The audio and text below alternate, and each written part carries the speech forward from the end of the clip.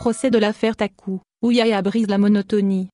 Les procès anticorruption se poursuivent au tribunal de Sidi Mamed, Alger, avec l'ouverture hier lundi du procès de Maïdine Taku qui se poursuit ce mardi.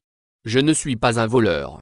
Si je l'étais, je n'aurais pas placé mon argent dans une banque publique.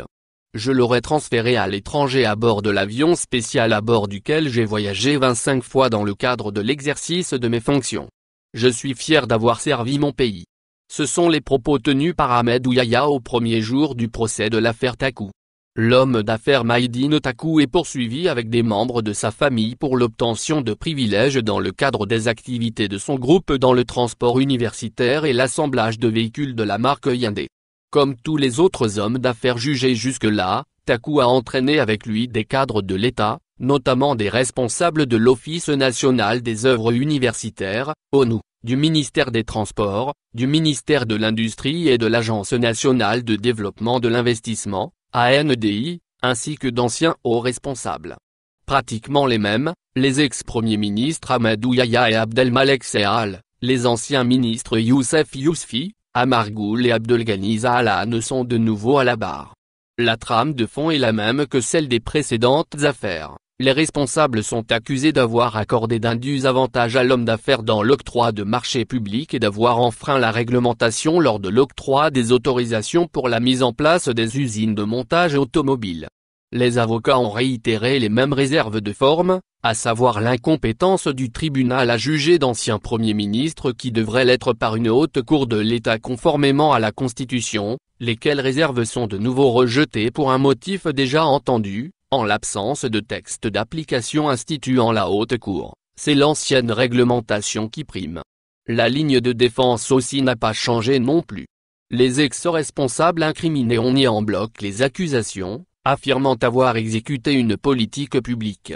Le seul critère adopté pour l'approbation des dossiers des investisseurs était l'expérience, même minime, dans le domaine concerné, explique Yahya. L'État avait recouru au montage automobile après la chute des prix du pétrole.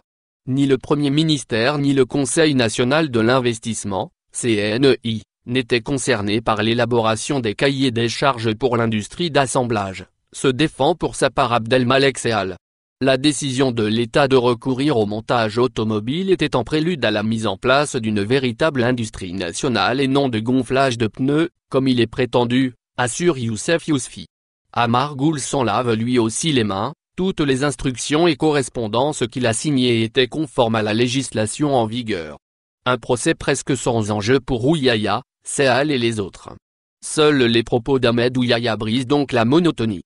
Dans l'imaginaire populaire, les bus orange de Taku sont aussi ceux d'Yahya, mais l'homme a toujours nié et personne n'a pu en apporter la preuve. Lors des procès précédents, il a été demandé à l'ancien Premier ministre de s'expliquer sur la provenance de 30 milliards de centimes qui ont transité par ses comptes et il a toujours apporté la même réponse. Mes avoirs n'avaient aucun rapport avec mon activité gouvernementale, dit-il cette fois encore, justifiant leur non-déclaration par la dégradation de son état de santé et des circonstances difficiles qu'il a eu à traverser. Les circonstances difficiles, il en a connu depuis une année. Placé sous mandat de dépôt en juin 2019. Il a collectionné les condamnations depuis décembre de la même année, cumulant jusque-là 39 ans de prison, et perdu son frère et avocat décédé alors qu'il le défendait lors du procès de l'affaire Haddad, le 22 juin dernier. Le lendemain, il assiste, menotté et abattu, à l'enterrement. Les images font le tour du monde. Et ce n'est pas tout.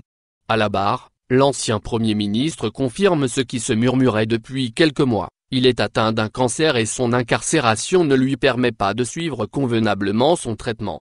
Le procès s'est poursuivi ce mardi avec l'audition du reste des accusés, notamment Abdelghani Zahalan, ancien wali et ancien ministre des Transports, et des cadres de différents ministères et administrations.